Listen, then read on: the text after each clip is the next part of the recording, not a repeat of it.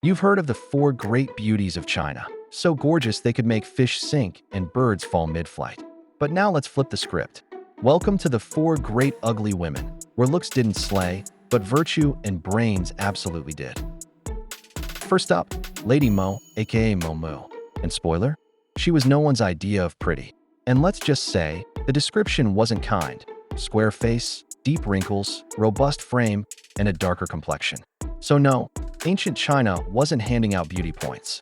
But you know what Lady Mo got? Respect, power. And the Yellow Emperor himself respected her more than the beautiful ones. Yup, legend has it. The Yellow Emperor made Lady Mo his fourth concubine on purpose. Not because he ran out of options, but to send a message. So, in early tribal China, there was a sketchy little tradition called snatching the bride. Romantic? Not even close. Back then, beautiful women were often abducted for marriage, literally dragged away and claimed by force. It was considered a show of strength or proof of desire. Gross, right? The more beautiful the woman, the higher the risk. Beauty wasn't a blessing, it was a target. So the Yellow Emperor decided to break that toxic cycle. He chose someone not just safe from abduction, but also wise, gentle, and solid wife material. And Lady Mo? She was all that and more. The Emperor used her to make a statement. Marriage should be about virtue and character, not just cheekbones. And Momo? She delivered. He even called her square-faced lady. But don't think she was just palace decoration. Lady Mo ran the imperial harem, invented the first mirror, and yes, there's a story. Back then, people dressed by pools of water to check their reflection. But Momo? She avoided it. She knew she wasn't winning any beauty contest. According to folklore, Lady Mo didn't dress near water like others did. She couldn't stand her reflection. But legend has it, one day she stumbled upon a shiny stone among some rocks. Curious, she picked it up and nearly dropped it when she saw her distorted reflection.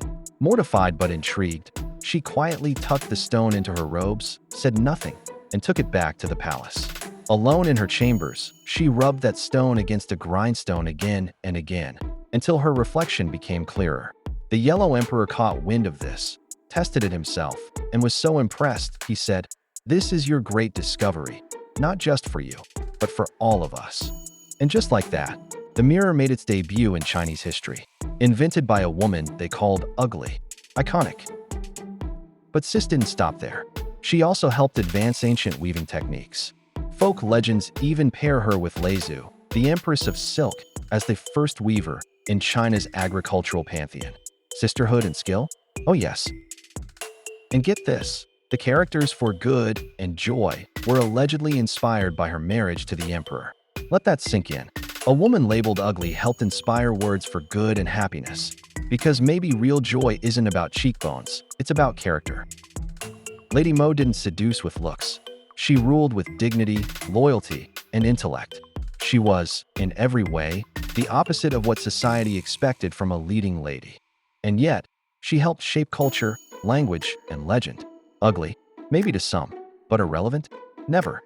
Stay tuned for ugly number 2, Meng Guang, the woman who set the gold standard for wifely respect.